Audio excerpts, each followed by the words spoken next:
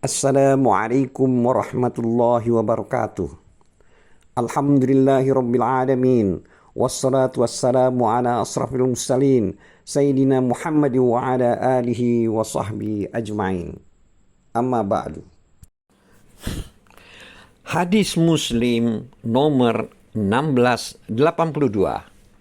Artinya, diriwayatkan dari Abu Hurairah radhiyallahu anhu, dia berkata, Nabi sallallahu alaihi wasallam pernah bertanya kepada Bilal ketika sholat subuh, "Hai Bilal, katakan kepadaku, apa amalmu yang paling besar pahalanya yang pernah kau lakukan di dalam Islam?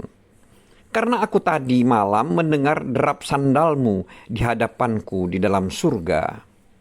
Kata Bilal, "Aku tidak mengerjakan amalan perbuatan yang paling besar pahalanya di dalam Islam selain aku bersuci dengan sempurna, baik pada waktu malam maupun siang hari, hanya untuk mengerjakan sholat yang telah diwajibkan kepadaku oleh Allah dengan kesucian yang sempurna tersebut." Hadis ini juga diriwayatkan oleh Al-Bukhari nomor hadis 1149. Hadis Muslim nomor 1683. Artinya, diriwayatkan dari A'idh bin Amru radhiyallahu anhu bahwa Abu Sufyan mendatangi Salman, Syuaib dan Bilal dalam sekelompok orang. Lalu mereka mengatakan, "Demi Allah, pedang Allah tidak sampai menebas leher musuh Allah." Kata A'idh, lalu Abu Bakar menegur, "Mengapa kalian berkata seperti itu kepada seorang tokoh dan pemimpin Quraisy?" Abu Bakar datang kepada Nabi Sallallahu Alaihi Wasallam untuk melaporkan hal itu. Maka Nabi Sallallahu Alaihi Wasallam bersabda, "Hai Abu Bakar, mungkin kau telah membuat mereka marah. Jika kamu membuat mereka marah, berarti kamu membuat Tuhanmu marah." Lalu Abu Bakar mendatangi mereka, kemudian bertanya, "Hai saudara-saudaraku, apakah aku telah membuat kalian marah?" Mereka menjawab, "Tidak. Semoga Allah mengampunimu, hai saudaraku."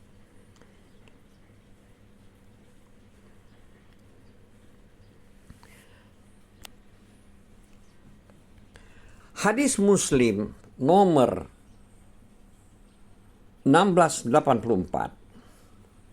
Artinya, diriwayatkan dari Anas radhiyallahu anhu, dia berkata, "Ibuku bersamaku datang kepada Rasulullah sallallahu alaihi wasallam. Ibuku memakaikan separuh kerudungnya untuk sarungku dan separuhnya lagi untuk selendangku. Kata ibuku, 'Ya Rasulullah, inilah Unais, anak kecil, putraku. Aku ajak kemari agar dia menjadi pembantu Anda. Berdoalah kepada Allah untuknya.' Lalu Nabi SAW berdoa, 'Ya Allah, perbanyaklah hartanya dan anaknya.' Kata Anas, 'Demi Allah, hartaku sekarang sungguh banyak dan anak serta cucuku kini mencapai sekitar 100 orang.'" Hadis ini juga diriwayatkan oleh Al-Bukhari nomor hadis 1982.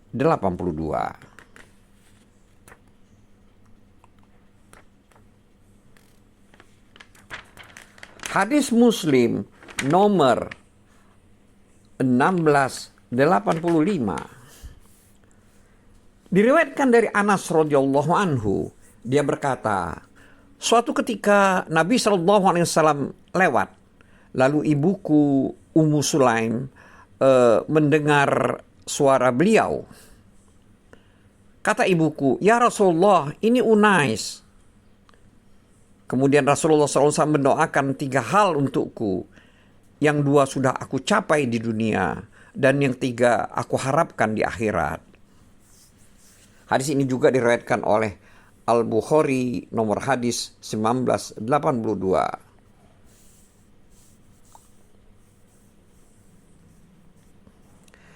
Hadis Muslim nomor 1686. Artinya, diriwayatkan dari Sabit Dari Anas radhiyallahu anhu, dia berkata, aku didatangi oleh Rasulullah Shallallahu Alaihi Wasallam ketika aku sedang bermain dengan anak-anak yang lain. Beliau mengucapkan salam kepada kami, lalu menyuruhku untuk suatu keperluan, sehingga aku terlambat pulang ke ibuku. Setelah aku pulang, ibuku bertanya, mengapa kamu pulang terlambat? Aku menjawab, aku tadi disuruh oleh Rasulullah Shallallahu Alaihi Wasallam untuk suatu keperluan. Ibuku bertanya, keperluan apa? Aku menjawab, rahasia. Kata ibuku, janganlah kamu menceritakan rahasia Rasulullah SAW kepada siapapun. Kata Anas, demi Allah, kalau aku mau menceritakannya kepada seseorang, maka pasti aku menceritakannya pula kepadamu, hai Sabit. Hadis ini juga diriwayatkan oleh Al-Bukhari, nomor hadis 6289. Hadis Muslim nomor 1687. Diriwayatkan dari Abu Musa, dia berkata, ketika kami berada di Yaman, kami mendapat informasi tentang tujuan hijrah yang diperintahkan oleh Rasulullah Sallallahu Alaihi Wasallam. Lalu kami turut pergi untuk berhijrah ke tempat itu, yaitu Habasyah. Kami terdiri dari aku dan 2 orang saudara lelakiku. Aku yang paling kecil. Saudaraku yang satu adalah Abu Burdah, dan yang lain adalah Abu Rum. Abu Musa mengatakan, mereka terdiri dari beberapa orang, atau 53 orang, atau 52 orang dari kaumku. Kata Abu Musa, kami berlayar sehingga terbawa oleh perahu kami ke Raja Najasi di Habasyah. Kami bergabung dengan Ja'far bin Abu Talib beserta rombongannya di sisi Raja Najasi. Kata Ja'far, sesungguhnya Rasulullah Shallallahu Alaihi Wasallam mengutus kami kemari dan beliau menyuruh kami menetap di sini. Karena itu menetaplah kalian bersama kami. Kata Abu Musa, kami pun tinggal bersama Ja'far sehingga kami semua datang. Kata Abu Musa, kami semua bertemu dengan Rasulullah Shallallahu Alaihi Wasallam ketika beliau telah memenangkan perang Khaybar. Sebagai keterangan, setelah menetap di Habasyah lebih kurang 10 tahun, mereka tidak kembali ke Mekah, tetapi ke Madinah, karena Rasulullah SAW telah berhijrah ke Madinah. Beliau memberikan jatah rampasan perang kepada kami. Beliau tidak memberikan jatah rampasan perang sedikit pun kepada orang yang tidak ikut dalam penaklukan Khaybar, kecuali kepada orang yang ikut perang bersama beliau. Juga kecuali dalam rombongan dalam pelayaran kami bersama Ja'far dan kawan-kawannya. Beliau memberikan mereka jatah rampasan perang Khaybar. Kata Abu Musa, ada sebagian orang yang mengatakan kepada kami yang bergabung dalam pelayaran hijrah ke Habasyah, kami mengungguli kalian dalam masalah hijrah. Kata Abu Musa, Asma binti Umais yang termasuk dalam rombongan pelayaran kami berkunjung ke rumah Hafsah, istri Nabi Shallallahu Alaihi Wasallam. Asma pernah turut berhijrah ke Raja Najasi. Lalu Umar masuk ke rumah Hafsah ketika Asma berada di situ. Ketika Umar melihat Asma, dia bertanya, siapa ini? Hafsah menjawab, Asma binti Umais. Tanya Umar lagi, apakah dia pernah turut hijrah ke Habasyah dengan berlayar? Asma menjawab, iya. Kata Umar selanjutnya, kami mengungguli kalian dalam berhijrah. Kami lebih berhak terhadap Rasulullah SAW dari kalian. Asma marah lalu mengucapkan, dusta engkau hai Umar. Demi Allah kalian memang menyertai hijrah Rasulullah SAW. Tapi beliau memberi makan orang yang lapar di antara kalian.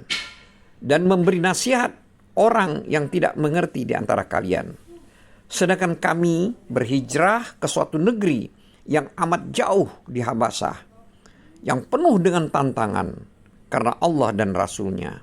demi Allah, aku tidak akan makan dan minum sebelum aku laporkan ucapanmu itu kepada Rasulullah Sallallahu Alaihi Wasallam.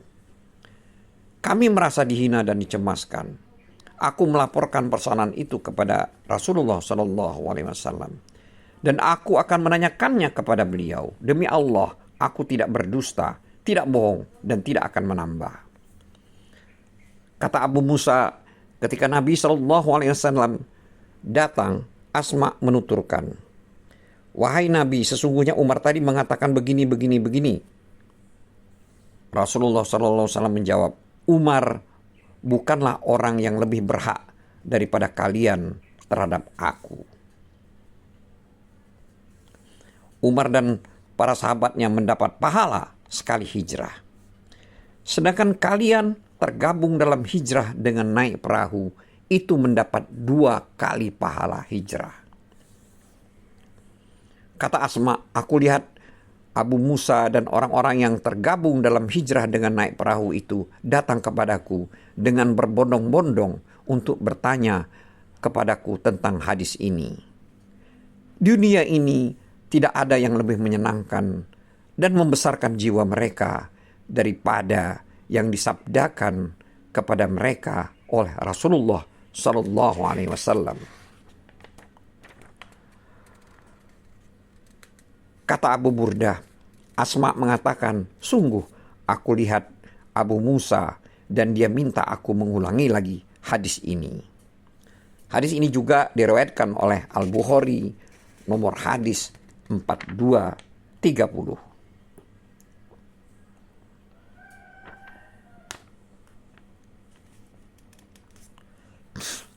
Hadis Muslim nomor 1688.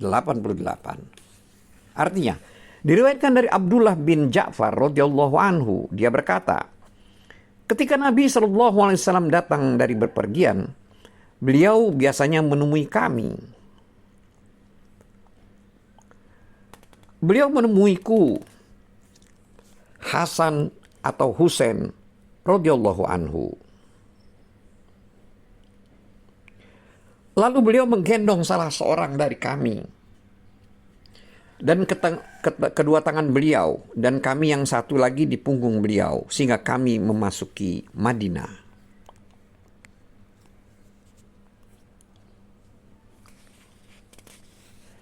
Diriwayatkan dari Abdullah bin Ja'far radhiyallahu anhu, dia berkata, pada suatu hari aku dibonceng oleh Rasulullah Sallallahu Alaihi Wasallam di belakang beliau.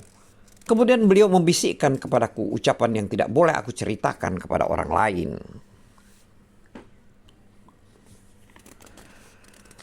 Hadis Muslim nomor 1689. Diriwayatkan dari Ibnu Abbas radhiyallahu anhu bahwa suatu ketika Nabi Shallallahu Alaihi Wasallam masuk ke kakus. Lalu aku siapkan untuk beliau wadah berisi air. Ketika beliau keluar, beliau bertanya, siapa yang telah menyiapkan air ini?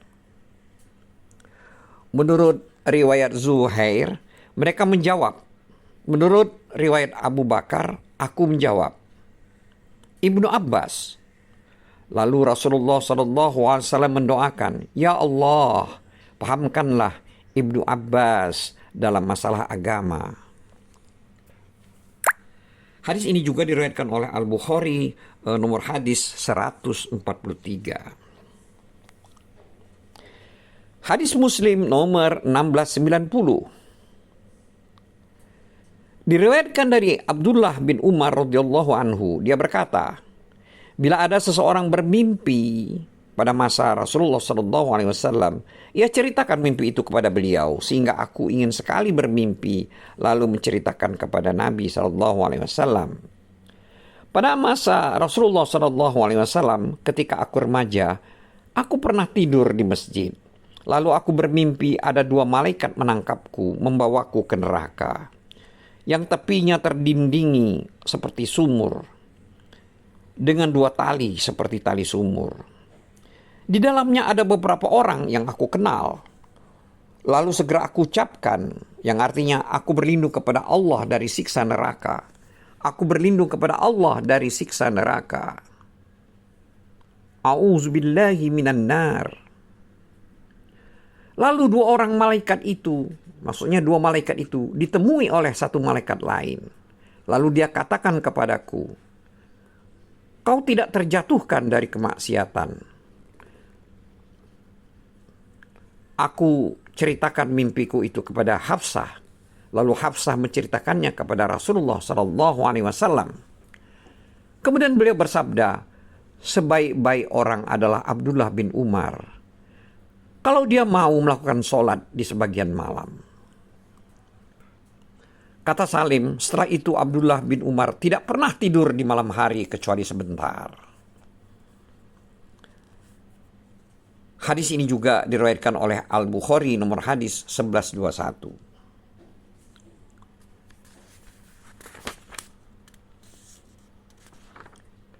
Hadis Muslim nomor 1691. Diriwayatkan dari Abdullah bin Abu Mulaikah. Dia berkata, Abdullah bin Ja'far bertanya kepada Abdullah bin Zubair, ingatkah engkau ketika kita bertemu Rasulullah SAW, aku, kamu, dan Ibnu Abbas? Abdullah bin Zubair menjawab, iya. Kemudian Rasulullah SAW menggendong kami dan membiarkanmu. Hadis ini juga diriwayatkan oleh Al-Bukhari nomor hadis 3082. Wallahu a'lam bissawab. Wabillahi taufiq wal hidayah. Wassalamualaikum warahmatullahi wabarakatuh.